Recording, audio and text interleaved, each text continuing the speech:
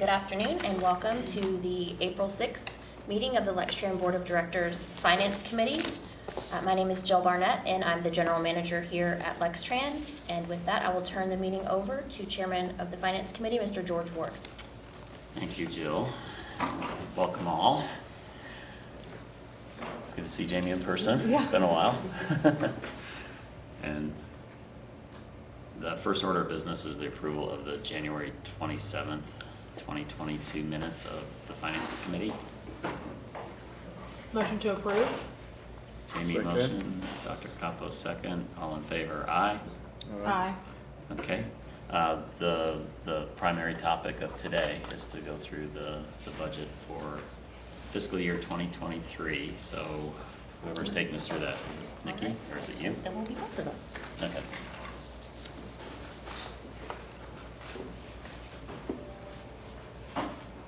All right. Good afternoon again, members of the Lextran Budget and Finance Committee.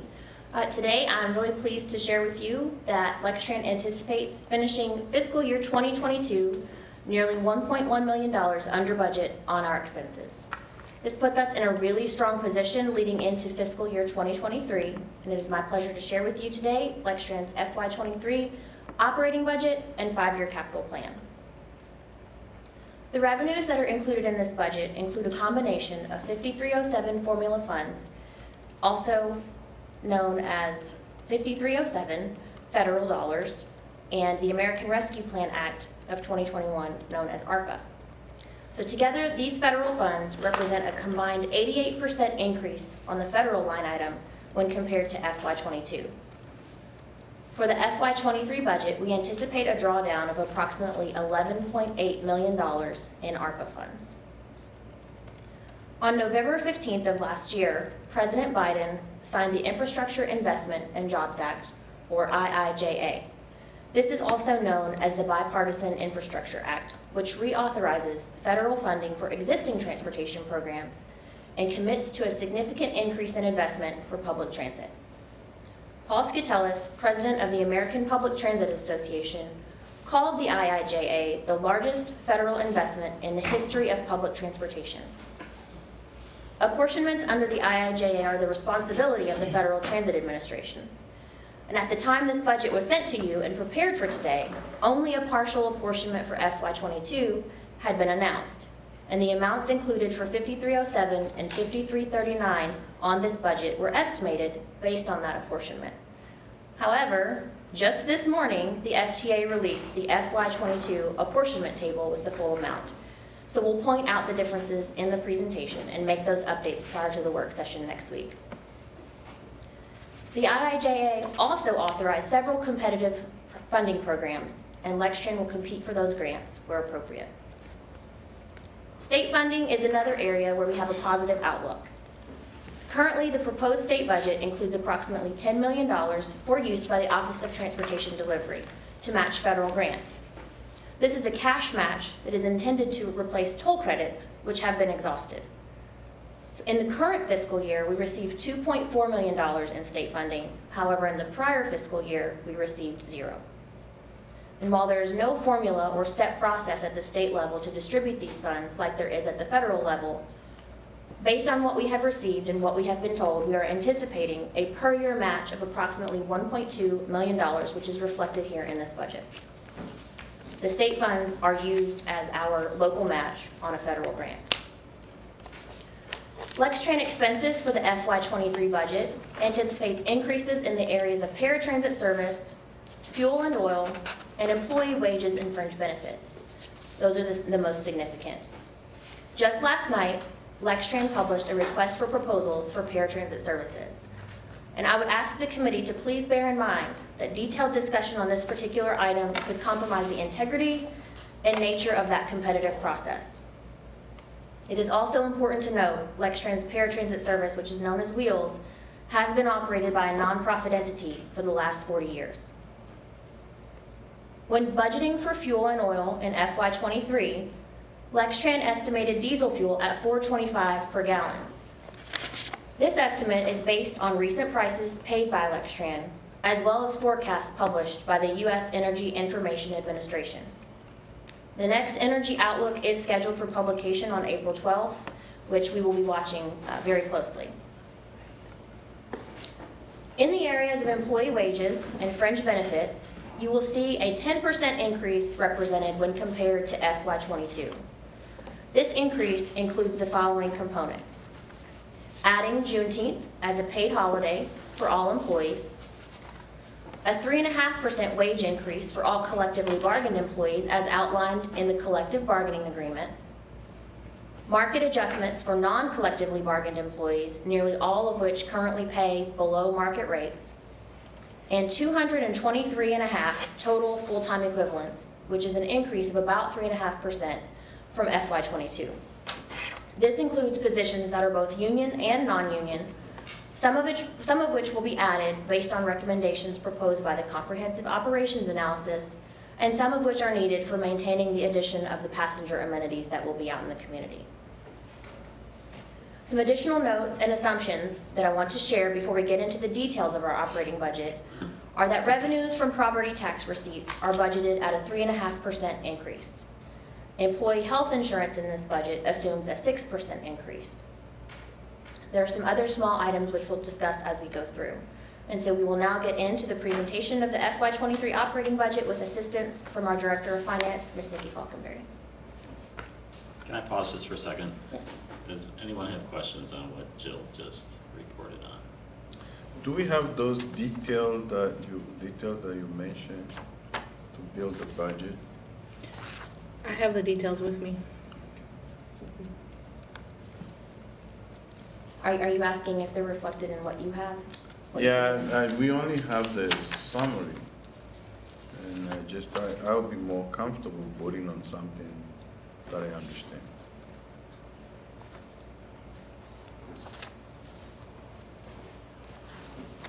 And then Jill, I was gonna, Yes. Sorry. oh, no, I'll look there. And then, because you highlighted IIJA, and so that's going to come out over the next 5 years, and there's gonna be pots of money for the next 5 years specific for IIJA, but we don't know, what I heard you say was we don't quite know yet, because a lot of it's still being written and some of it's gonna be competitive, what that'll be the impact to our budget. We anticipate about a $2 million increase every year in our formula dollars, which are the 5307 and a portion of the 5339. Those are dispersed based on a federal formula. And so the FY22 apportionments came out today, and that did reflect about a $2 million increase when compared to last year. So we have strong estimates on what that is based on that formula. But every year when we present the capital plan with the federal dollars for the next 5 years, that generally is an estimate based on our current apportionment. So the majority of the investment in that is at the formula level with additional competitive programs available. And then IIJA, does it prioritize electric? Does it have like priorities in it? I know a lot of that funding had a lot of the administration's priorities in it, and so Sure. electric vehicles was one of them. Sure. Certainly there is a focus and priority on clean air and combating the climate crisis, and that is written in where appropriate. Certainly in things like the lower no emissions program, that does require that you have a focus on electric vehicles. Bus and bus facilities has not traditionally had that requirement, but there is prioritization or preference given, if you will, to fleet modernization and clean air technologies. And then remind me, what is our, well, and then we may get to this, our average federal fund? So you said 2 million above what we usually get. We, this year, we received 4.8. Okay. So So it's a pretty significant increase for the next 5 years. So it was pretty significant. And that's fairly consistent, isn't it? The 4.8? Yeah. And the reason for that consistency is that it's based on the size of your urban area and your ridership and the number of people in your community. Let me go back to the consistency. You mean it's been consistent like from Obama's administration to Trump's administration to Biden's administration? It had increased about 1% for probably the last 10 years. there has been federal funding authorization that has supported public transit agencies like ours probably since almost the beginning of time. But all transit agencies are heavily dependent on that.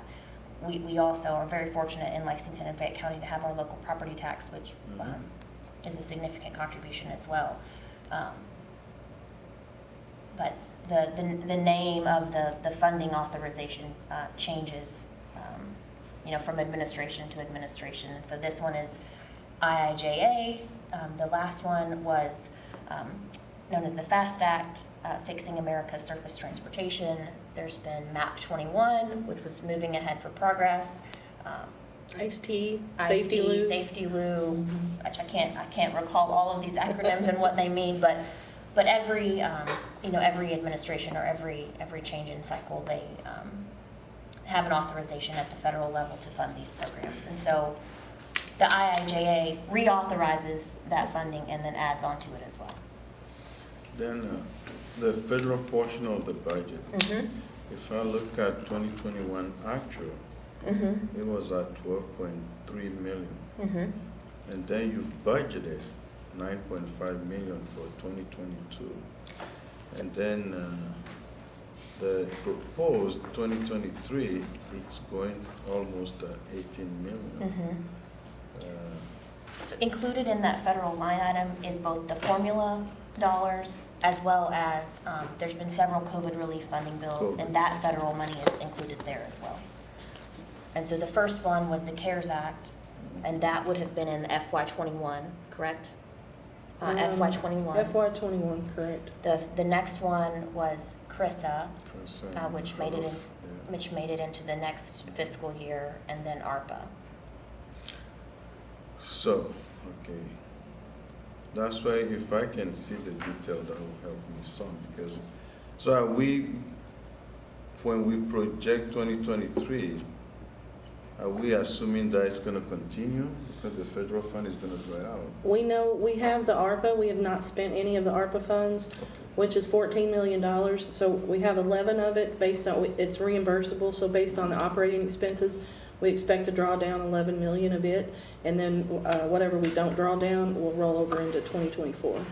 Got you. So those will be spent on non-recurring?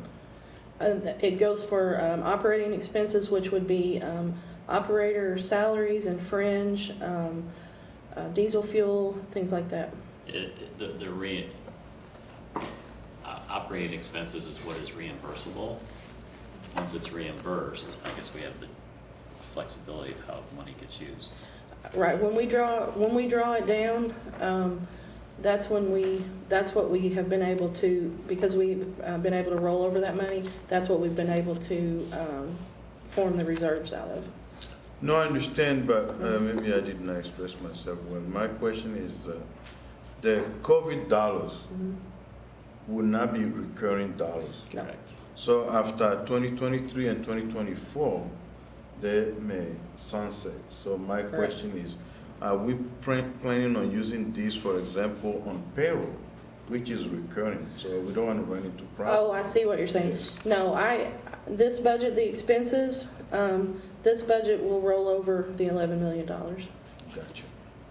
Sorry, I didn't understand your question. All right, so in a typical year, non-COVID funding, what's that federal funding line item? On this one, roughly? it's been 4.4. Okay, so you take 13 million-ish off the revenue? Well, 11,818,000 is the exact number. Okay, so then you come pretty close to a break even, apart from the ARPA money, or the COVID money. And you said the IIJ additional 2 million is not already in this? It is. It's in the. It shows in the capital plan. You'll see it on Okay. there. The number is off by a couple $100,000 because we made an estimate and the final number came out today. So high or low? We were high on one. I was high. I was almost exact on the $53.39, which are for buses, and then I was a little high on the 5307 money. And we'll share that number when we would get to that, because I have it here with me. But what I hear the intent is to be cautious of when this federal money dries up in 5 years. Yes. After all of this, do our expenses exceed our revenue? And so that's what I'm hearing, the caution. Right. When I built the budget, I just pretended that we didn't even have the ARPA money, the 11.8 million, and built it that way. So then we can roll over that money in our reserves, and so without the ARPA money at all, the budget's within $50,000 of breaking even, and that $50,000 is there to put in reserves. Thank you, I'd like to hear that, because that's the same approach we're taking. Yeah. Forget that we have the Right. COVID dollars, because it's gonna dry up soon. And then And- Jamie, that other money, it'll be in the capital budget going forward. And so if we don't have it, then we don't spend it. And I can answer, I have the details and I can answer any questions and you can see it and everything. We usually don't put it out with the packet because it becomes a public document, so, and it's long and it's, it's got every employee benefit and everything in there, so. But I'll be glad to answer any question you have. If we could go through some highlights for the current fiscal year that we're in, and then get into the details of the budget. As I mentioned I still before. have a question to ask. What I said? I'm sorry, go ahead. The RFP for paratransit, Mm-hmm. when does it go out? They went out this morning. Went out. No, it went out yesterday. Published last It went out night. yesterday. So when you say published, that means it's out. Mhm. And when are the responses due? May 11th. May 11th? That's when the proposals are due, at 3 o'clock. Okay. And when do you think you're gonna have to go to LFUCG with the budget? It's generally between the first and third week in May. So Jamie, this is a question for you, if you know the answer. If there's an open RFP that's gonna affect the next year's budget, do you show a number in that line item, or do you wait for the responses to come in before you show a number? Because if you show a number, are you somewhat tipping your hand of what you think it's gonna be? And then the responses come in close to that number. Well, and we already have a paratransit number in here, right? Well, we don't have to, is where I'm getting to. And the issue is, we have to go to LFUCG to get a budget approved at some point. Yeah. But if we could go after the responses come in, then theoretically, we could leave that number whatever we wanted to for now. We would understand that we would have to adjust it once we get the bids in. So the question is just, can we present after, and when do you typically do it? We generally go between the first and third week in May.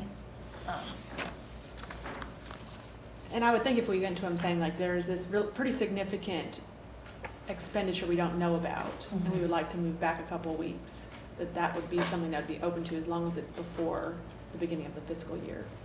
Generally, the way in which we schedule with LFUCG is to accommodate the timing in which we have to submit our budget to the State Office of Local Governments, correct? Yes. And so we try to give ourselves time there. But that number does also contain fuel and assessments also, so Right, it's not it's just the not cost just, per trip. it's not just the new vendor, but it,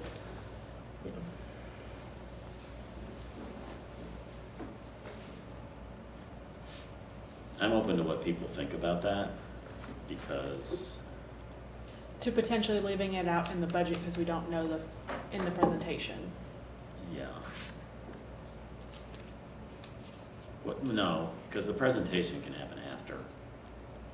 But if you have a public document and it says we're gonna spend X, and you're bidding on it, and you say, well, and I know they can't come out exactly the way that you did it, Mickey, but they can figure out how much their fuel's gonna cost and how much this and that's gonna cost.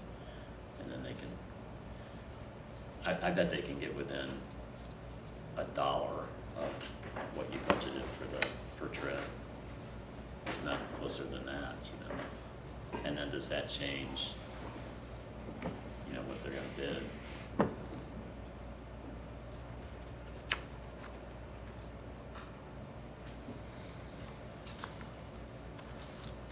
It's a significant amount of money also.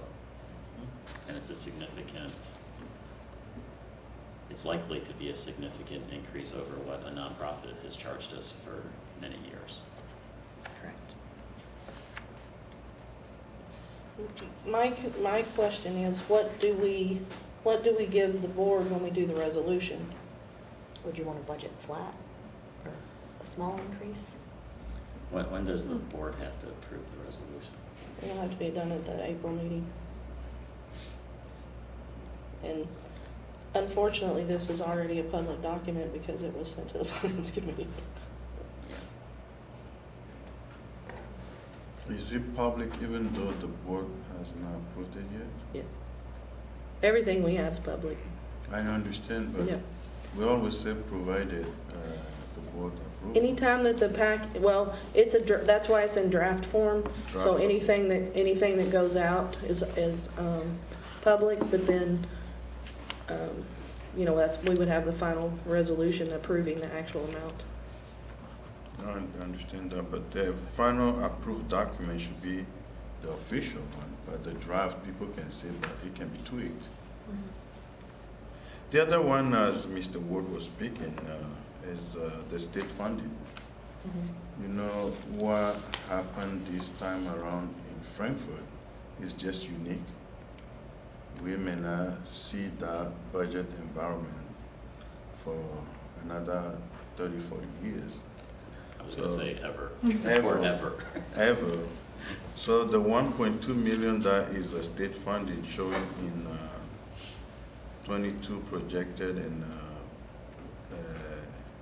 23, are we counting on that as being a one-time or recurring? Recurring. Recurring? So if in 2 years the state does not provide the allocation, what happens? That money was put there in place of the toll credits, which covers our match. So if they don't give us money, then it would have to come out of our reserves for the match for the grants. Come from our local property like, tax. Yeah, right, local mass transit fund, which is what we had to do Before? last fiscal year because we didn't get any state funding. Typically, the way the state match has worked in the past, when I mentioned toll credits, is toll credits were not cash money. And so if you got, let's say you got a federal grant of $4 million and your local match was going to be $1 million, you would get a toll credit from the state in the form of $1 million. However, that you have no buying power with a toll credit. But the federal government would recognize that as a local match. So it would make your federal dollars available to you, but all you would have to spend would be that $4 million. When you have cash as your local match, it increases your buying power. I understand. My fear is that if it's not there, again, beyond the biennium, what do we do? Go back to the cash reserve. It has that been our practice to go to the cash reserve every year Never for had that? the cash reserve before. We did not have it, so. But our general practices, our expenses were exceeding our revenues, we were dipping into our fund Right. balance for a couple years. We have in the past. That is the risk we take with doing a 5-year plan. So if we reach that in year 3, then we would redo what we did. We would take a different look at it if that money was not available and reduce. Well, we had accordingly. we made an assumption before that it was gonna be zero when you did something longer term, didn't we? When the toll credits ran out. Because we since we had 0, we didn't expect any. I mean, honestly, we didn't expect any money from the state, and so we were very happy when we received that this year. Yeah, so that's something that we just need to be aware of after fiscal 24. Not knowing what the state will do. Right. All right, so back to, all right, this is a draft budget, right? Correct. so we can change it, right? Correct. So one proposal is to do either flat what we did Paratransit last year with maybe a marginal increase for now, and then do a budget amendment once we have the contract finalized. That's what I would propose. And even, I mean, you know it's gonna go up, so, you know, put it in at 5 million or something. And then at the board meeting, you know, just let them know, or we can let them know that, you know, this is an unknown. And, you know, we'll know soon, but we can't put the number in until we know.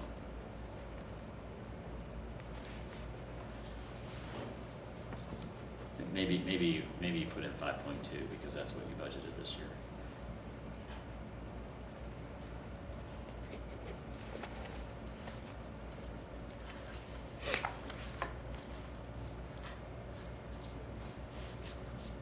I think that's a better way to do it. No, it's the best practice. You don't want to count the chicken Yeah, until the eggs hatch. okay. All right, any other questions before we go farther? Let me see if I have anything else. Oh, I just wanted to point out that the Juneteenth paid holiday, that's not part of the bargaining agreement. So it's a positive thing that's being done for both union and non-union employees. And I think for Lextran, it's very appropriate. Okay. That's all I have. All right. All right. Okay, some Thank you. some highlights that we wanted to go over from FY22. As mentioned, you know, the IIJA was signed into law on November 15th, so we're very excited about that. Commits to a 29% overall funding increase for the next 5 years.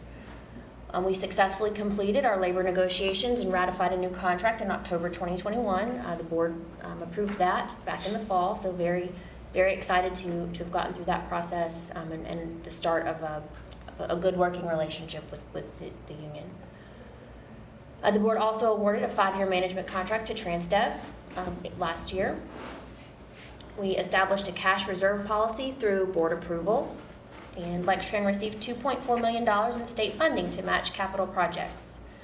We also won a $4.1 million federal bus and bus facilities competitive grant for fleet replacement. We were the only project in Kentucky to be selected, so very excited and proud of that. We made significant progress towards our fleet replacement program. We took delivery of 2 new buses and placed orders for 7 new buses. And even though we placed those orders all in a short window of time, they will be delivered more spaced out than that.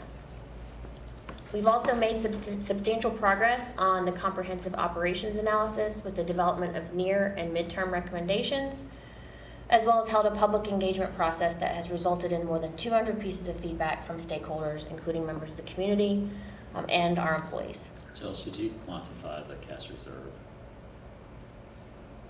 in the highlights? I can consider that for sure. You should probably do that. Unless it's gonna hurt us. It's not gonna hurt us if local government knows that we've got cash. Well, We have been asked in the past to do things with our money that normally are outside our realm of responsibility. What, because the at one time the local LFUCG had a 10% cash reserve policy, and what's 5 million? 15%. 15%. So I don't know that's going to be a stark difference Okay. in what their policy is and what, you know, for them to say, well, your guys are sitting on a 15% cash reserve and Yeah, our practice is a 10%. well. Well, right. the environment we live in, the 10% is no longer realistic, to be honest with you. Because if tornado hit his place tomorrow, God forbid, Yeah. we want them to remain viable and functional for at least the next 6 months. So having appropriation for 6 months is not unusual these days throughout the nation. So I don't think it should be a problem. If it is, we can defend them because you put the organization in a sustainable financial position. It's not a bad thing. So 10% reserve for the city, that goes on, what, At one time it gave them Month and a 30 week. million, but what, now it's like 45, but It's it was significantly used during the last couple of years. That's 5 or 6 weeks of operation, Yeah, it doesn't make you really far in the city. isn't it? So Well, looking. maybe don't quantify it, Okay.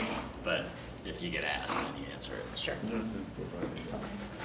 So looking ahead into this fiscal year, as we said before, we anticipate increased federal investment from the IIJA, which will positively impact Lextran's budget. We will have a new paratransit services contract, and that is an open procurement. And what that means is that we will transition to a new provider. We will have some marketing and communications that takes place with existing customers. And we will also go through some refined internal processes for the intake of paratransit customer comments, as well as some oversight on the contract requirements. All right, did we confirm that TransDev is not gonna bid so they can serve as a consultant for us? Okay. We also anticipate the expansion of some en-route passenger facilities, which this board has budgeted in years past, and this budget also takes into account. Those are shelters, benches, boarding pads for improved accessibility. We will have to work on management of our fuel costs in the coming year with diesel and that price that fluctuates. We do have a contract to purchase diesel, so that helps us with that management of that cost. We have anticipated construction to begin at the downtown transit center for the town branch rehabilitation project that has been planned. And we'll have some planned implementations of recommendations from our COA once we kind of distill down what the feedback is from the public and what we are able to do. And then we will have our expected kickoff for our canopy construction, which will take place here at this facility. And we spoke about that at a past board meeting. The canopy will be to cover some of the electric bus fleet. That was originally planned in the construction of this building, but later on in the process was value engineered out due to costs. So those are some of the things that we will be looking to. And we have the summary of our line items in our FY23 budget. And Nikki, if you would like to drive, I'd be happy to give you this map at any point. Before we get to her, let me just commend you and the team. Thank you. Those are great accomplishments so far, and we can't turn our head away from those. You deserve some accolade for this. Thank you. Okay, as I mentioned, we can expand on any of these. This is a summary. Property tax revenue, we currently budgeted 20.2, and we definitely think we're going to get to that number. It's all about timing, so we could receive a little bit more than that, which we probably will, but I can't at this point determine what that'll be because it's different every single year from this time until the end of June, because it trickles in based on when people pay their taxes. But this is a 3.5% increase that we're looking at. We've talked about the federal funding. We have the UK partnership. We budgeted that to be the same as what we're receiving this year, which is $2.3 million. That could increase or decrease depending on the service level that they need. We talked about state funding. Fred and I have looked at passenger fares a lot. This is the best number that we have come up with based on kind of, it's not best case scenario and it's not worst case scenario. So somewhere in the middle, we've determined that we have seen a little bit of ridership come back, which we're very happy. So we have determined about 987,000 will be our passenger fares based on the current and expected ridership. All right, so pre-COVID, what was the highest it ever got, 1.2? Probably 1.1. Yeah. So going back to tax revenue, so 2023, is that another 2.5%? 3.5. Increase, are you projecting? 3.5 for property taxes? Yes. And last year we budgeted 2.5? Last year we budgeted 3, I think. 3. Yeah, Let's get that 3. right. Yeah. Isn't that a bit too ambitious with the hike in interest rates? and these house prices are getting a bit out of control. We might be seeing some cooling down soon. Is that, I don't know, 3.5, it's not conservative in my view. Is that what David said? It's, that was the average. He said between 3 and 4. So, And probably because of the prices that houses have been, that's just jacked up the property valuations on. I know, but in my Lots. neighborhood, some people bought a house last year for $400,000 and sold it this year for $700,000. Yeah. And 2 days it was on the market, only for 2 days. incredible. I don't know how long that's gonna last. Right. Well, Incredible. yeah, and then the downside is there's not that many houses for sale. I was in a thing today, 150 on the L-bar, and this time, like 2 years ago, I think they said, it was like 1,100 houses Wow. for sale. And we don't know yet what the city is forecasting for their property value. I know they get very little on revenue increase for property value. We don't know that right now. I don't think they've come out with that number yet, but Dr. Ocampo, I think it's a good assumption based on what the PBA said. I mean, if he's saying 3.5 to 4, that's, I mean, he knows what they've been doing. And then, I don't know if you know this, but I think they take 20% of the inventory every year and they reevaluate. And so with some of these new prices and things, depending on which neighborhoods it is, it can push that number up. yeah, so even if the housing market cools, there still could be several people that get their property value reassessed through, I think it's like 1/4 of the, 1/5 will get Yeah. new PVA numbers this year. And it is important to note that this number that comes in, this 20 million, will be based on this year. So any adjustments this year would affect next year's money. So it's kind of a year behind. Okay. Okay. It's just the former CFO in me likes to go very conservative Yeah. and then celebrate this. Yeah, I'm usually the very conservative one.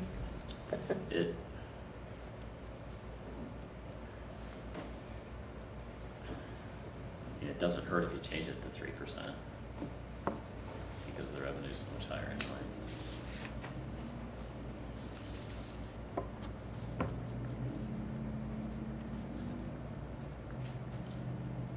I know that'd be quick math. What would that do? Is that an easy thing to pull? What would 3% be instead of 3.5%? $100 less,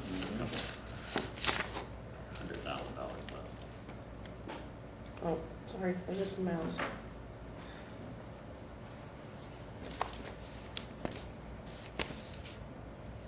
It's 2848. So it's almost exactly 100,000.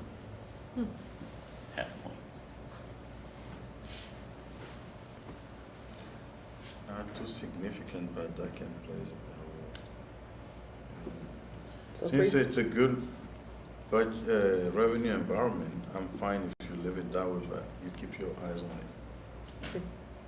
okay, so 3.5. Okay. Okay, our advertising revenue, we expect to stay the same. We have, we're doing an extension on that contract, and next year it will be out for bid, so we hopefully will have a new number for the following year. But it has been, obviously, stayed the same, and it's been down because of the pandemic and everything affected a lot of that. I guess dollars weren't going to advertising as much as they were to What time of year does that come other up? things. The contract renewal would happen around July when that's eligible. And so the way that contract has been structured for the last 5 years or so has been a guaranteed minimum, that 260, and then anything that goes above and beyond, we have a 60-40 split with the contractor for that. So there have been years where I think it's been a little higher. Miscellaneous revenue, that's the fuel tax revenue. We get 7 nights. I don't know where they came up with 7 nights, but we get 7 nights of the fuel tax back. So that's what that revenue is. And also we have vending machines in the location, and we have a contract that we receive a small percentage of that. And some of that vending money is what we use for some of our employee engagement activities. I am very happy that there will be no revenue from Lextran Foundation because we will be closing the new markets tax credits transaction in the next 2 months. So that will be dissolved. Amen. Yes. So if there are no more questions on revenue, we can go on to expenses. Make sure I have you. Okay, our wages and fringe obviously is our biggest line item. Jill mentioned earlier this reflects a 3.5% that was in the collective bargaining agreement. That will happen on July the 1st for all union employees. We have 227 employees that are in the budget, and about 150 of them are union. So that's the bulk of where that increase is. We are getting estimates right now. We're in the process of getting estimates for our health insurance. We've met with the broker, and we have some rough estimates right now, but we won't have anything more solid until May. The insurance companies, of course, they don't like to give you anything too early in case you have some big claims come through, but we're feeling good about that. We had a lock on last year's rates for our dental insurance and for our group life insurance and group disability insurance. So there are no, the only increases in those, they're based on employee salary. So if the salary goes up, obviously that benefit goes up, but there's no increase in those vendors. So are you tracking your premium to claim ratio? The broker does that for us. Do they provide you with the information? Mm-hmm. How is it looking like? Is it looking good? It looks a lot better this year than it did last year. Last year our initial increase was very large, and I think we came in at 8%. 8 or 9. 8 or 9%. But this year it's looking better. Looking better. Mhm. If I remember, it was just a little bit over 1 when we talked to them last. Mhm. They like it to be over 1, but if it's below 1, you're in trouble. Yeah. It was just Right. a little bit, if I remember it correctly, what that Right. was. Yeah. Yeah. Last year it was a lot worse. I feel confident this year won't be as bad. So we've budgeted a 6% increase, which I think will hopefully will. But they bid that out every year, just so you know. They bid those out. So we pay the broker directly. So to get the best deal for Lextran. Nikki, when you build out the wage and fringe, do you take your existing employees and extrapolate it that way? Do you take last year's and add a percentage? How do you do that? For the benefits? For both the wages and the benefits? For the wages, I take what we have now plus any vacancies, plus any new positions that we're adding. Okay, so you include all of I those. include everybody in the budget. And then we usually do a little bit of turnover in the operator line item due to, since that's the largest category, then sometimes we have some that are on long-term leave or for vacancy. So we do build in a little turnover for that. Okay. Let me ask another question. How many employees do we have? There's 227 in the budget. So where can the city help you That's guys okay. with the health insurance? Pardon me, I'm sorry. The city, how can you be under the city's policy? 200, it's a very, very risky for you. But if you join the city, you have economy of scale. Sometimes those increases don't go as high as Right. less than 500 employees. I'm not sure if we've ever been given that option. Oh, and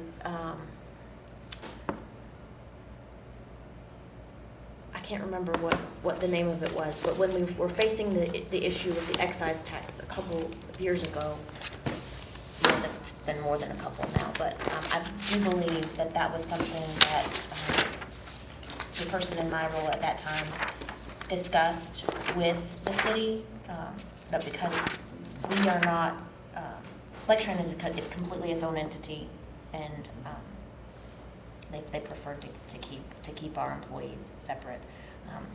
I think also we did not have the best loss ratio at that time, and that was a concern as well. It doesn't matter. My college in Ohio, we used to work with school district consortium, even though we were post-secondary. We joined a high school K through 12 because they have the volume.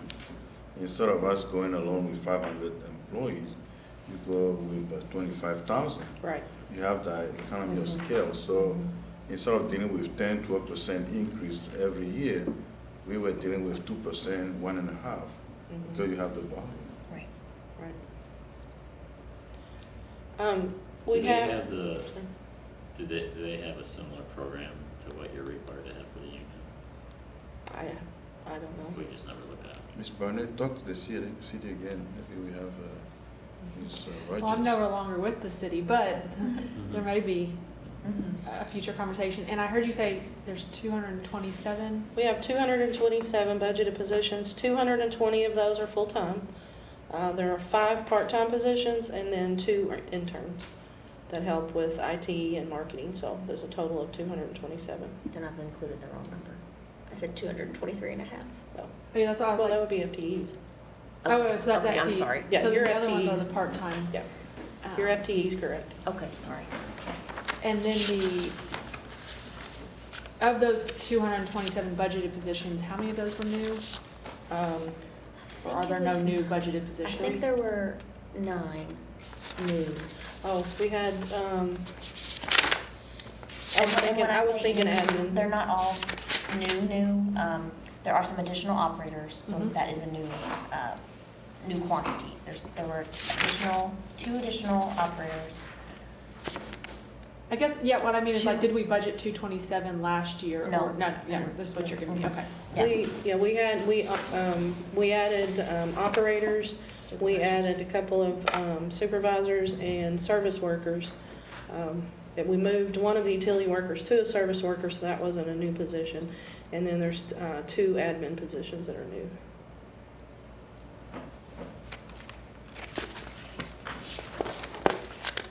And we have discussed, I know Jill had sent you an email about the wages and fringe. We had discussed bringing some of the salaries up to market value with the research that we've done and based on the compensation study, which was actually from 2019 and early 2020. The majority of our administrative positions were very much underpaid. So we wanted to bring some of those up to market value. So because the administrative staff is small, that amount is not a large amount. But I'll be glad to answer any questions. I'm concerned though, dealing with a union, when you look at the gap, you're setting yourself up for a very difficult negotiation next time. I don't have any problem getting close to the market. Even I'm facing the same problem, and Mr. Ward will tell you we all are facing that problem. But instead of making that big jump, we're trying to go gradually to get to that place, because the turnover today is just out of control. Right. Well, that's kind of what we're doing. This would be an initial jump from. It's not very large. It's a small increase. There are a couple positions that are affected a little bit more. The total of the whole admin staff to increase is $170,000 for the whole year. But we had talked about doing this, and these are based on 2019 numbers. So we would do another compensation study to later on and phase any further increases in over time. But at this point, from a recruitment and an HR perspective, right now we're having trouble hiring, and we also, of course, want to keep the staff that we have.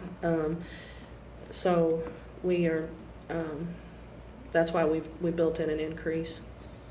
What is And- it? Oh, that total was 170? It's 170. Mhm. I understand, but the PR side of it is a concern of mine. You look at utility workers, you look at service workers, it's gone up about 1,000 each.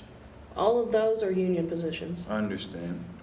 And then you go and you look at directors, even if it affect only 1%, it's a 20,000 jump. And it's nothing if we live in a perfect world. But dealing with the press, Right, we're not bumping them all up to the average market reference. We're doing the one at the bottom with the maximum. So there are a few that are above that, but most of them are below. I just looked at the current scale versus what the new scale this is. new scale, and yes, when you look at the Those are gap, that's a percentage 20,000. And in terms of percentage, you divide 20 by 75, I'm just And so what worried. I hear Nikki saying is a lot of those people are already at the high range. No. Most of the employees are at the low range. Okay. There are only a couple that we've brought up recently. Recent hires, we've had to move up to market value because we can't hire people. I'm going through the same problem. Mhm. That's what I'm telling you. Right.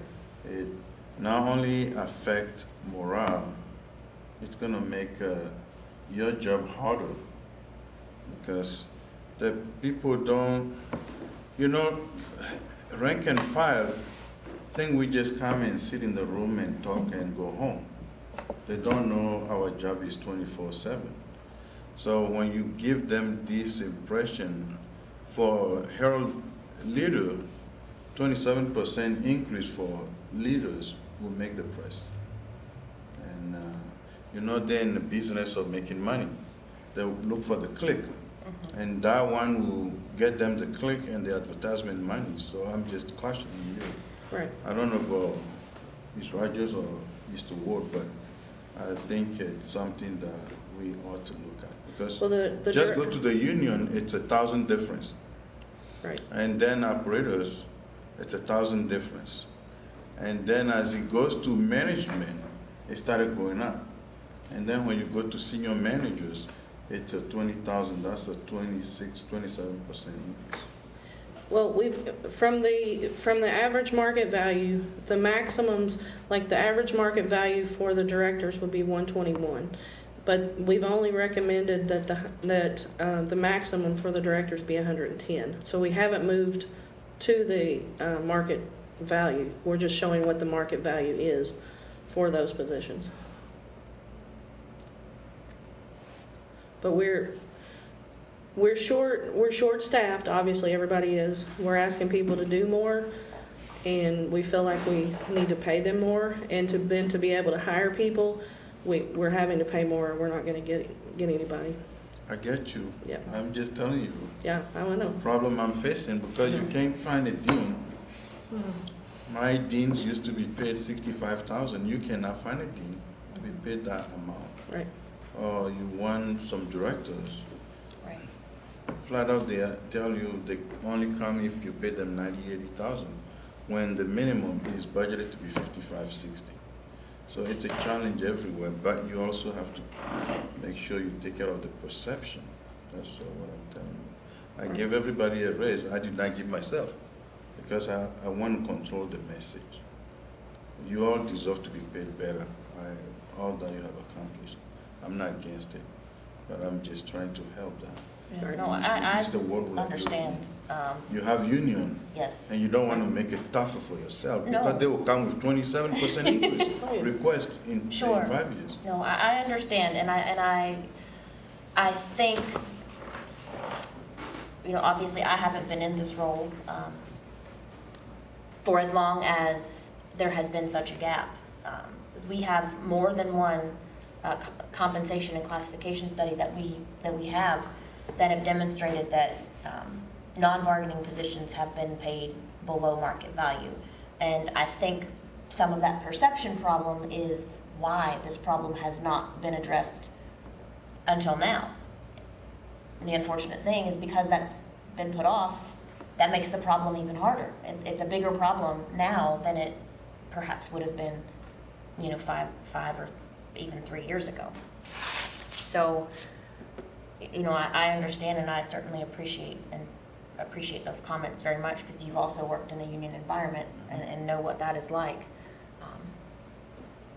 But I also see the risk that we face in not doing this, that if some of our existing staff leave, you know, Nikki serves as the Director of Finance and HR.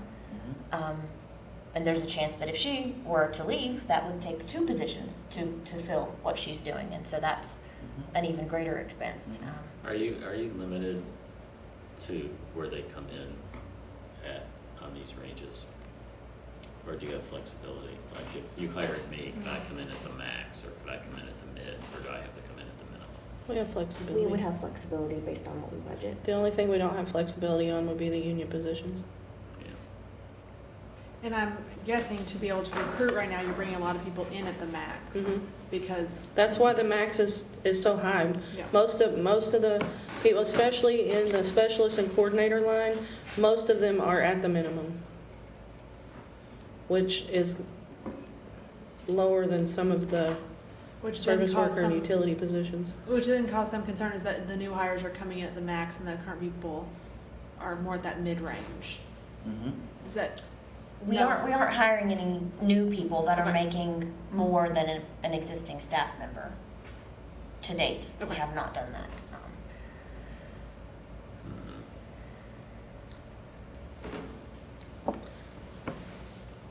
It's a conundrum. It is.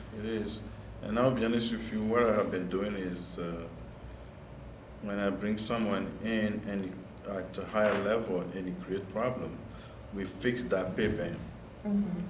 And then another time we do, for example, is the work we tell we cannot find nursing faculty. Nursing faculty. Yeah, they go to industry, they make 3-4 times what we pay them. Right. So we keep adjusting it, but then we have many PhDs who are still making the 40,000. But these, even welders, welding faculty are coming in at 65.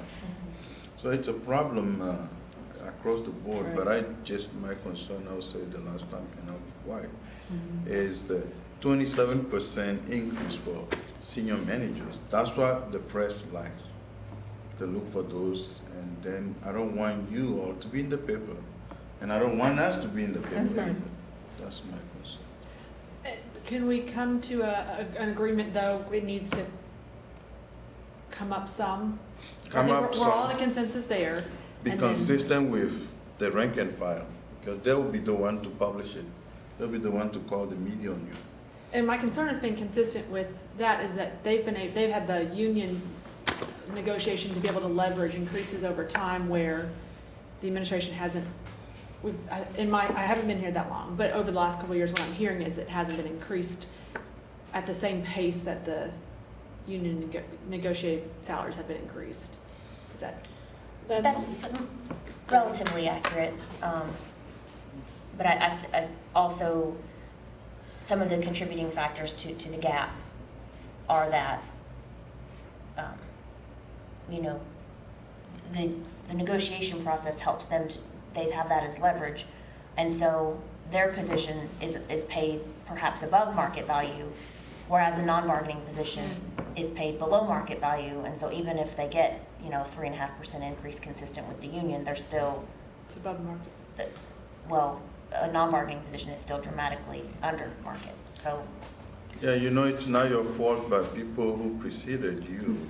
Because in Ohio, when we do it for a bargaining unit, we do it for everybody. That way you avoid that problem. Right, that's right. That's why we're here today, because that was not what was being done. That should have been the practice, but here's the thing, and again, when you look at supervisors, they went from 47 to 54, and that is an increase that can easily be managed. When you look at coordinators, They went from 45 to 50. Again, you can argue that easily. Even managers, 58 to 65. Directors is just a big jump. I would rather take the average of the other ones. I'm in favor of you doing something, but don't do something that will draw the attention. So I would rather take that average and apply that to the other one. And then maybe 6 months or a year from today, we come back and then revisit that until we get there slowly. When you do it step by step, it does not draw a quick attention like if you do a big jump of 27%. And with, we've seen where the cities had increases, the Fayette County Public Schools have had increases, and, so everybody's had increases, and it's just, we just can't get people, and I don't want to lose people. And I also hear about that, those increases that other people are getting. I'm hearing it. I was told people who are state employees are getting 20%. I can only afford 5% this year and 1 or 2% next year, because I still want to be above water financially. So you have to do what you can afford. I'm not against it. It's just that when you look at others' increase, what the press pays attention to the most is the top.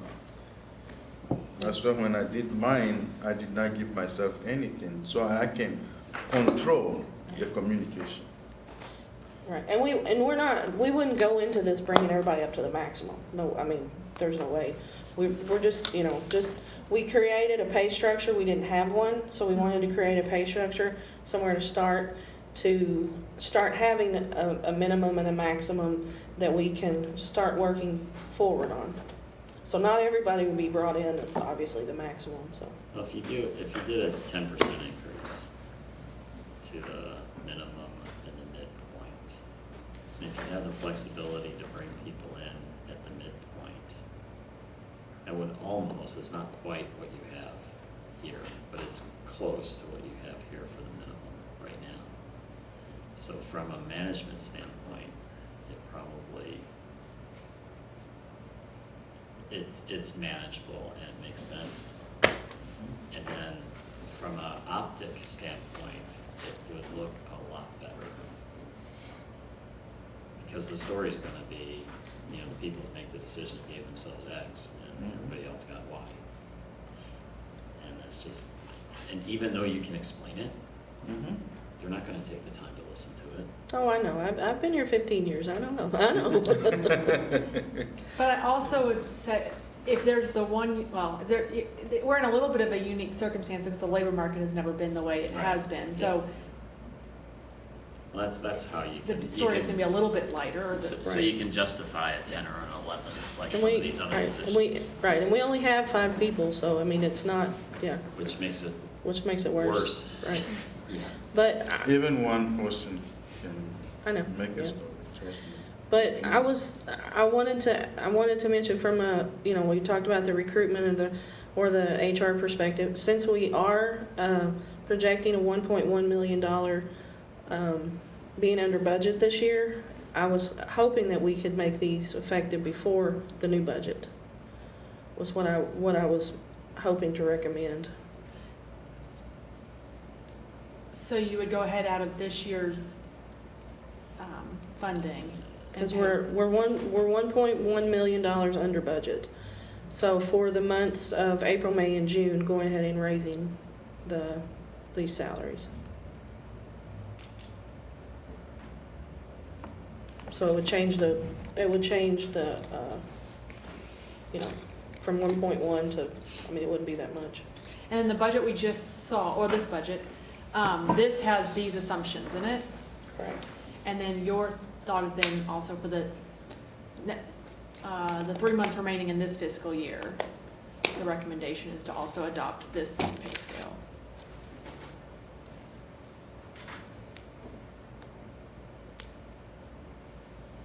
Sorry, but I will not vote for it as proposed.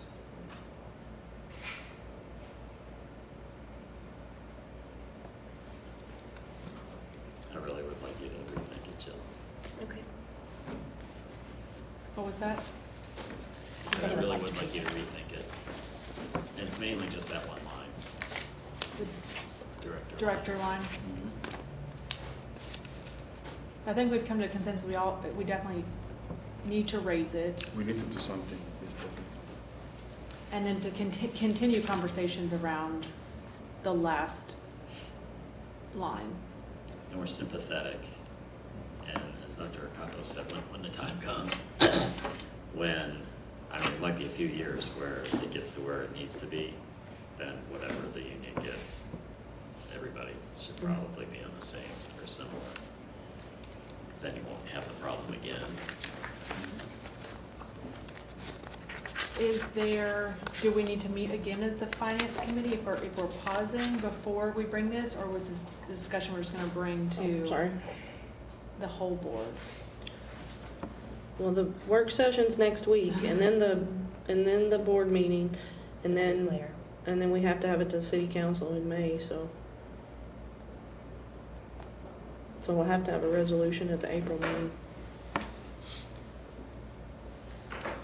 Yeah, so they can. You can discuss tweak it. Next week. You can tweak it, send it to us electronically, and we can review it and get back with Ms. Bonet. I sympathize, I'll be honest with you, but coming from union environment and dealing with the same issue personally, currently, I just don't want to get involved in that. And this is more of a question, like, so traditionally the finance committee brings this all forward, we say this is the finance committee's recommendation. The board could then, because this is a pretty significant conversation, and the board may come in and have a different opinion. At that point, they can make some of those amendments and say, oh, we really like this pay scale. I don't know how that works here, but True or not true? I mean, I wouldn't, typically, we would not show something to the board that, The finance That's- committee didn't no, recommend. I would not. yeah, what goes to the work session will be what you all the recommend. recommendation from the committee, so. You can keep the max the same, because that's 7.1% increase. Keep which one the The same? max, In the new structure? yeah. The minimum and the mid are the big ones.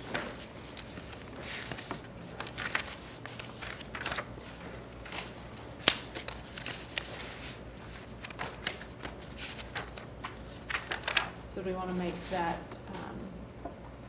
and what I'm hearing is that's only, we're also comfortable with the other line, but it's the director line?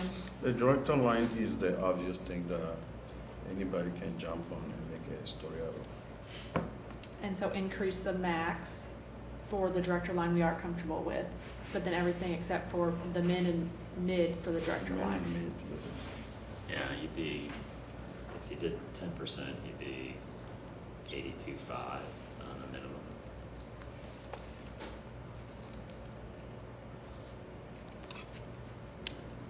$91.5 on the mid.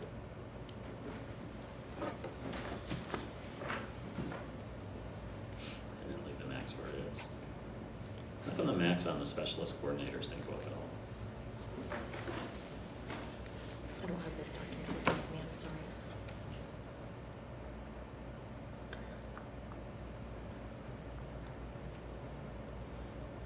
Because we're already higher than I what think the market is. market is, it's slightly above the market right now, and How there's many of not as those much do you disparity. have? 9? No. How many specialists and coordinators do we have? Technician. People that fall into that category are the facilities maintenance technicians. There's 2 of those, and then there's 2 positions that are IT service technicians, and those are people that service the onboard equipment, like the boxes, the voice messengers, onboard technology. And that is a category that I would have examined for the compensation study because it seems out of line. Do you have background of what the non-union pay increase percentages have been over the last several years, Yeah. percentage-wise?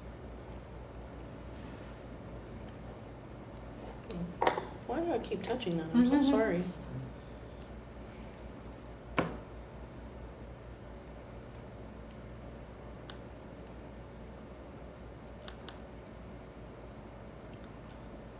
Okay, let's see what we have here.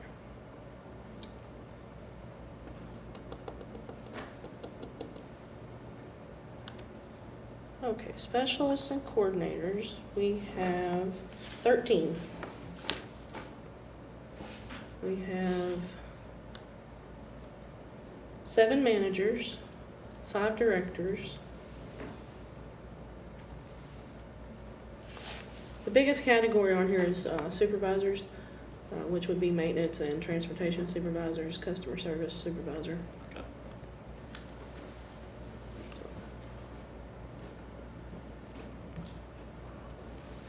Any more questions on that? Do we, since we're thinking or pausing, do we need a motion, or I guess that, how do we help so that we're ready for next? You just make a recommendation and I change it and then send it to you all. Okay.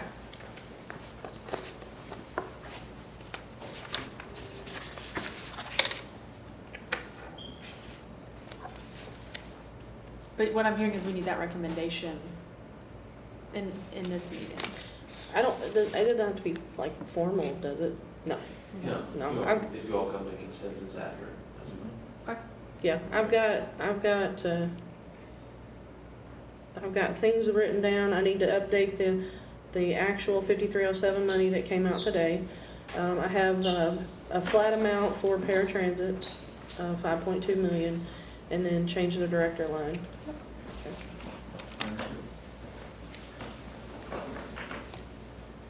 Okay, any more questions about the, And then on that change of the director line, we also agreed the max was okay. yeah, Yep, okay. yep, I got that written down.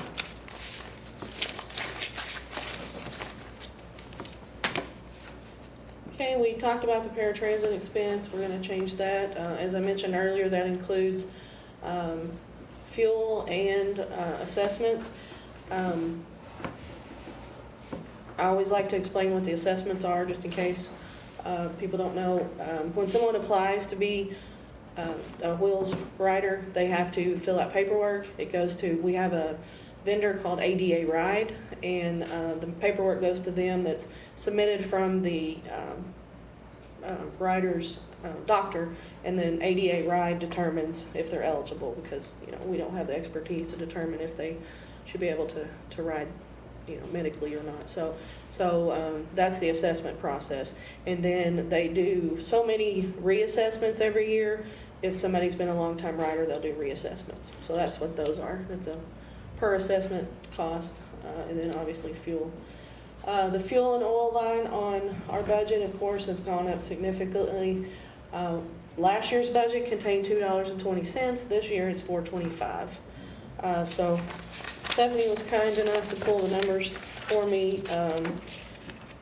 On the end of March, it was $4.19. It has gone down just a little this week to $3.81. We felt comfortable. We talked a lot with our maintenance director, and we felt that $4.25 was probably a good number at this time. We've looked at, Jill and I have read more energy information than we ever wanted to know. So That's net of taxes, right? pardon me. So that is net of taxes. Well, we get back 7/9 of the taxes. So yeah, 7/9. Professional services, that includes things like the management contract. It includes our payroll services, includes legal services, audit services, basically anything that you would have a contract for. That line also contains contract maintenance for vehicles and the facility. We have budgeted for, we always budget for engine rebuilds and some transmissions. Chris has been looking at those, and we also, that includes any work that's done if we have, if we have plumbers, HVAC, anything like that. So that's professional services. So Which, stop just for a Uh-huh. second. This was something that you explained to me yesterday. If you look at the budget for 2022 and the budget for 2023, you can see that it's a normal increase. So the outlier is the projected, And part of that is because they couldn't do some of the engine rebuilds because they had to keep the buses on the routes this year. So that's, to me, that's a pretty good explanation as to why there's a little dip there. Correct. Materials and supplies we've taken up because, as you know, everything has gotten more expensive. We're looking at parts being on back order for months, and obviously paying more. So that line item, the largest amount of that is the bus parts. There's a small amount for things like office supplies. There's cleaning supplies in there, things like that, anything that you would buy in that area.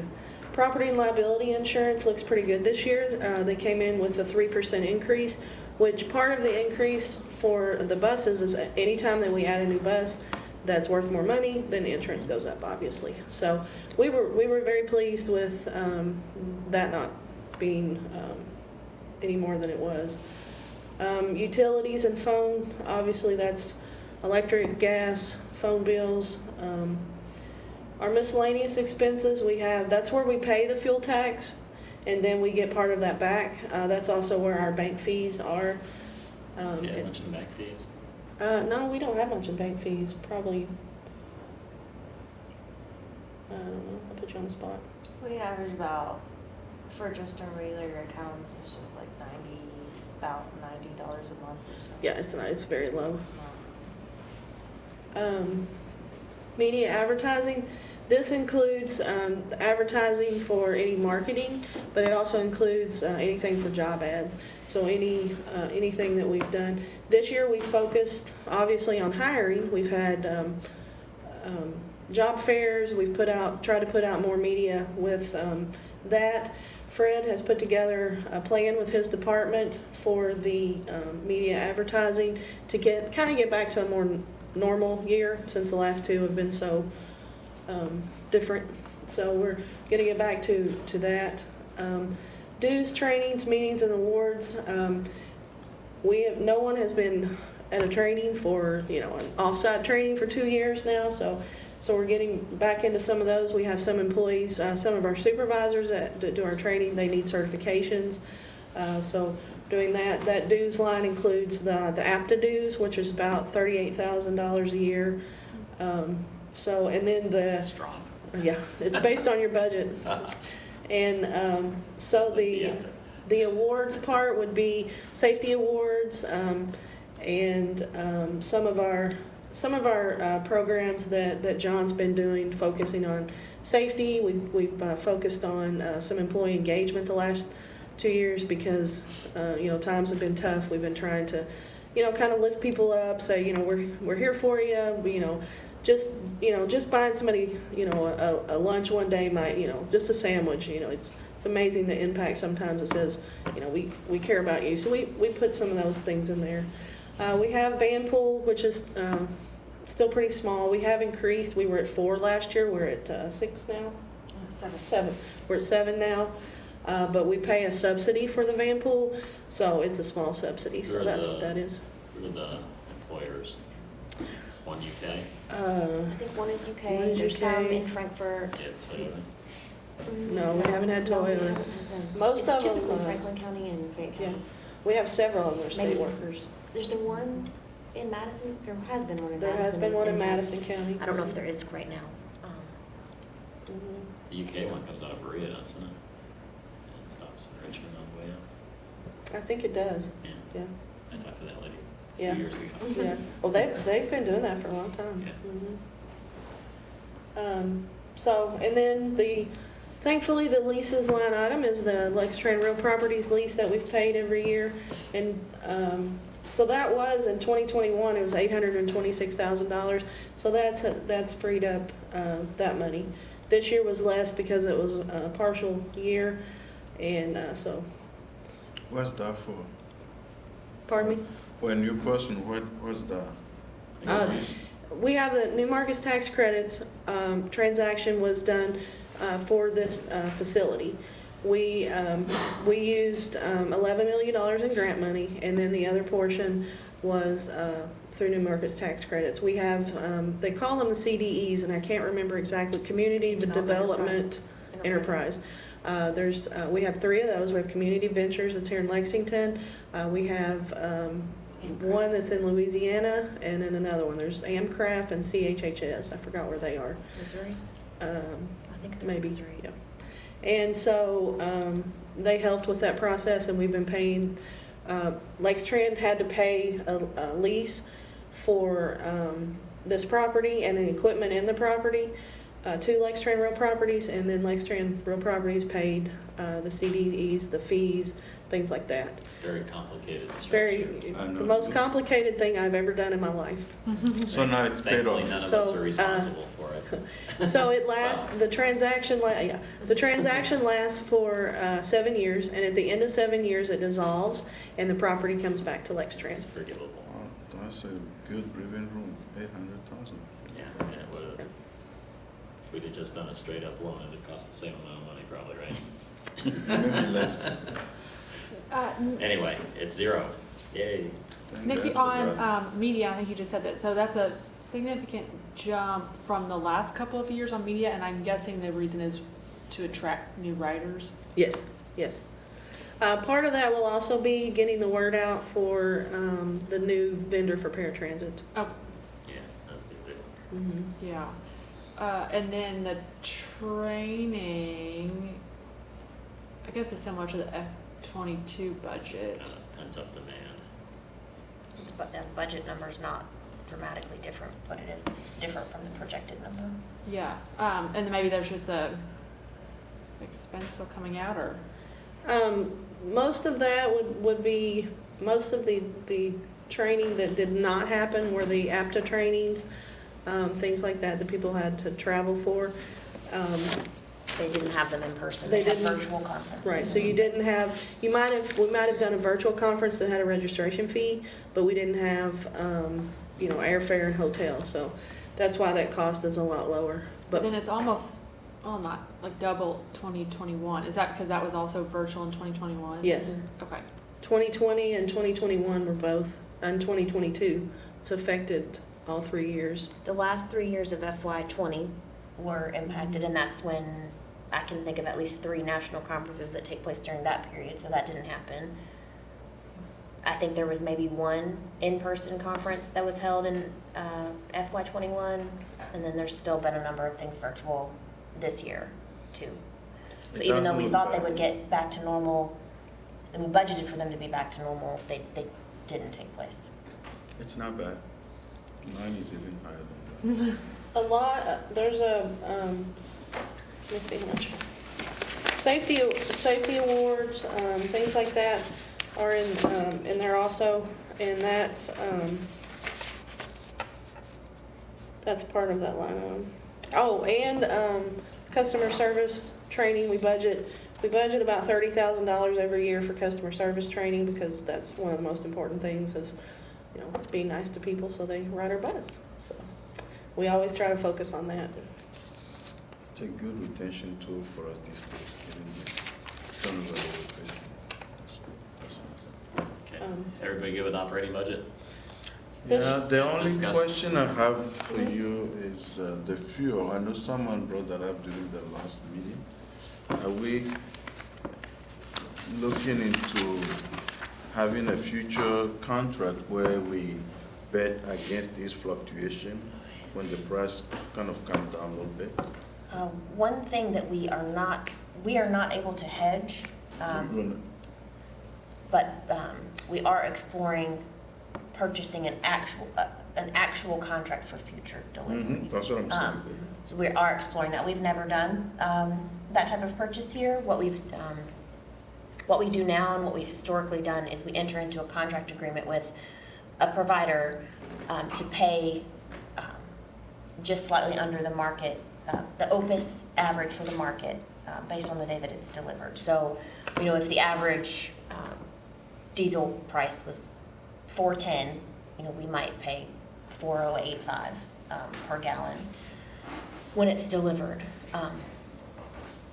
But we are looking into other ways that we can manage that cost. I will encourage you to do that. I was once in oil industry, and that's the only commodity that they don't charge you for the price they pay for it. The speculated price. Yeah. So what they think it's gonna cost in June, and that's what they charge you. So if you can secure something less and then. We continue to explore that. We've checked around and it seems from that we have a good deal compared to, what some of the other transit agencies have.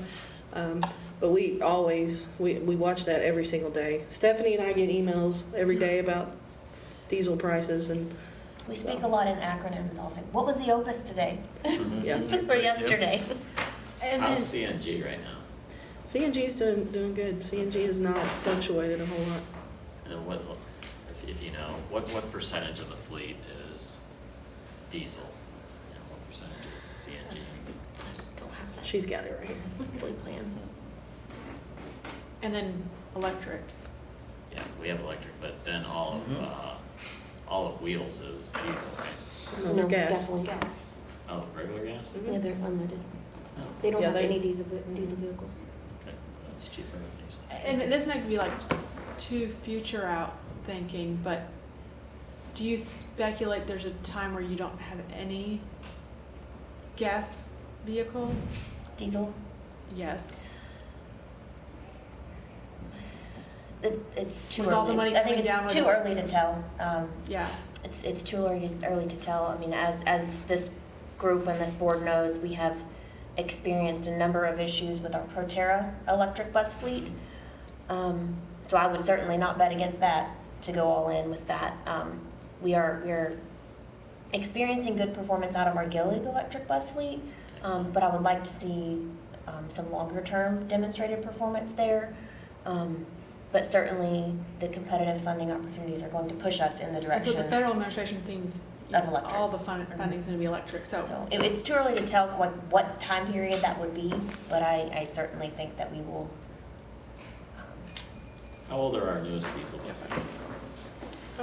2007? No, the 5. There are 5 29-footers that I think are 2010. It's 11 years old. The newest diesels are on 2014. 2014. How many? There's a 2014 diesel bus? We have 3 of them. Okay. Okay, Gillig, there's 3. there's 8. Then we have two hybrids that are 2012s. Those are diesel, I consider them hybrid electric, but they do take diesel Hybrid, fuel. Yeah, diesel electric. 7 of 2011. We have 7 2011. So how many CNGs do we have now? You told me, what, 7? So we'll be 22. retiring, the ones that retire will be the diesels, Oh, right? wow. Yeah. We're up to 22 CNGs, so. Okay. Okay. Let's go to the capital. Okay, this just shows you, pie charts. We like pie charts. Shows you the significance of some of these items that seem big, but they're tiny. Capital plan. We have bus purchases in here. This is the current year. This was our formula funding that we've talked about today. This is the 5307 money that we. Formula means basically means it's automatic. It's based on a huge, complicated formula that deals with population, your ridership, your miles and hours, the city, and things like that. This 5339 bus and bus facilities funding, this is a formula. This 561 is a formula. We also have the competitive 5339, which it's in here together. So this 4.68 includes that 4.1 that Jill mentioned earlier, that competitive grant, and then it has 500 of that. This 6.8 million right here is what we estimated, and it came in at 6.2. So it's a little bit higher. So we'll adjust some of the numbers up here, and when you see this next week, it will be adjusted. And when you say competitive, do you mean, you guys submit at the state level or at the federal? Federal. Okay. We have carried over the Lono canopy. we've carried that over, so we put that in this year. The expenses for that will probably be in next year. Well, I'm sure it will be in next year. But we carried that over. We have the service transportation block grant that we got from the city. We have funding for that for 3 more years. Here's our state funding that we've got. We have this year, and then we have this one for next year, and then 24, 25, and 26 are the ones that are estimated. Those are speculative, so. Speculative, yes. If it went to 0, what up above ends up getting cut a little bit? We would have, we would cut all of, We'll go all of to, these. yeah. We would cut all of, from this 1 million right here, all the way down to the 75, all of these items are 5307 money.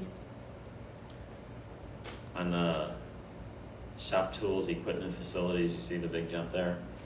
That's to start putting money away for building maintenance over time. So if we continue to get that state money, that's a really good use for it, is to make sure that we're set up for capital improvements. The headquarters facility will be 10 years old around this point, between these 2 years.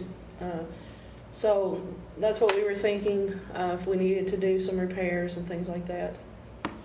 This 3.5, I don't know if you remember from previous, this is the very first CARES grant. They suggested that you put in a capital project in that grant and then use the rest of it for operating expenses. So we put aside 3.5 million. We kind of tagged it for CAD AVL system. We are still discussing that, so that's why we've put it over here in 2024. What's a CAD AVL system? Computer aided dispatching and automated vehicle location. Awesome. You need that, right?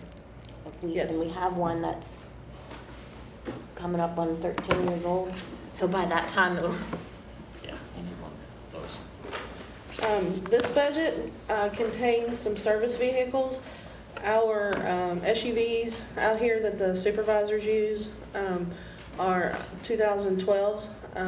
So we've put in here to get some new service vehicles. I think there's some vans that are older than that. There's some vans that are supervisors use as well. Right, there's that some are vans that are wheelchair like accessible. 2009s, I think. So we're going to replace some of those. And then the hardest thing I think that when I started to understand was this capital cost of contracting and capital maintenance. These are the only thing that you will see that's also in the operating budget. The rest of this is all in the capital budget. They allow you to do 50% of your paratransit and 50% of your capital maintenance as grant purchases. So this would be So is it twice that much? It's twice that much. at least. It's more than that. Yeah. We've never had enough money to actually do half Yeah. until this 3.5 is half of what I budgeted. Got it. The TAP Center project, that's the town branch at the transit center. That money's carried over. Both of these are carried over from previous years, so you've seen those before. The transit enhancements and the ramp project, rider amenities at many places. We've continued to support the shelters, benches, trash cans, things like that at bus stops. We've focused on some of that the last couple of years. And that's more than what we used to have, in there, right? Right, we used to have about 60,000. Yeah. And then security equipment, you're required to do at least 1% of security, which would be security equipment, any security enhancements, which would be the replacement of any cameras, the fence, anything to do with safety, security. So you're required to do some of that. We've got a new camera system that's in the capital budget, so we've put that in here. And so that's about it. For if y'all have any questions, I'll be glad to answer questions. But And so tell me what local share from mass transit fund means. That's the local share to match the grant, because most grants are 80/20. So where's So the money come from? it comes from the mass transit funding, the property tax, which would come out of reserves. But it's not this is when we get the money. It's not necessarily when we spend the money. So even though 2.4 looks like a lot, it could be spread over a couple years. And part of that is to match the competitive grant that we received, the 4.1. We have to provide a 20% match for that. And then we'll provide a 20% match for the surface transportation grant and the other formula for the 5339. The only thing we have toll credits left for is this canopy right here. So there's no local match for that unless it goes over 2.2 million, which it's been a number of years since we did that grant. So if it goes over that, then of course it would come out of local money. So do you have a grant department or you write all these yourself?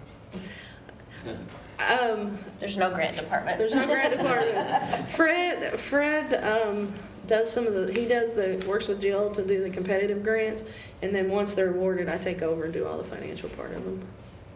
So did Fred and Jill, did you do the last bus one you received, the two of you? Fred did the lion's share of the work, but I was part of it too, yes. Congrats. Fred is a that's great one. very good, He's a good grant writer. good grant writer, yes. Very impressive. And I think I heard you guys are also partnering with the city on some potential IIJA future grants. Yes. The city is applying for something through the RAISE program, and there's a clean energy component in that, and so they have asked if they can write in like an electric bus, and we'll be a partner on that. If they win, we'll make a revision to this budget. And then that transit enhancement is the numbers that we've discussed previously to be able to get to our goal. Correct. To get us where we want to be, but that also factors in replacements over time. Okay. All right, just so you know, in fiscal year 22 at the top, that's 6 CNG buses. And then 23 is 4 electrics and 2 CNGs. And I made this comment to Nikki yesterday that we have to be careful we don't end up with another bubble. But she said that the manufacturing of them are at different paces, so they're probably not going to all hit in 1 year, but there'll be a bit of a bubble over a couple of year period. But it does help us correct our fleet age as much as possible. So, any questions? Well, good work. Good job. Thank you. Always a good job. How much do you lean on Stephanie for the work that you do? A lot. Stephanie gets credit too. Stephanie, thank you. I always tell Nikki how great she is, so I'll tell you how great you are. Thank you. And Jill. Stephanie's my right hand. Excellent. All right, I'll go back to the agenda. I don't think there's any old business. Call for adjournment. So moved. Second. Need a motion by Jamie. Motion by by Jamie, Jamie. seconded by Dr. Capo. All in favor? Everyone.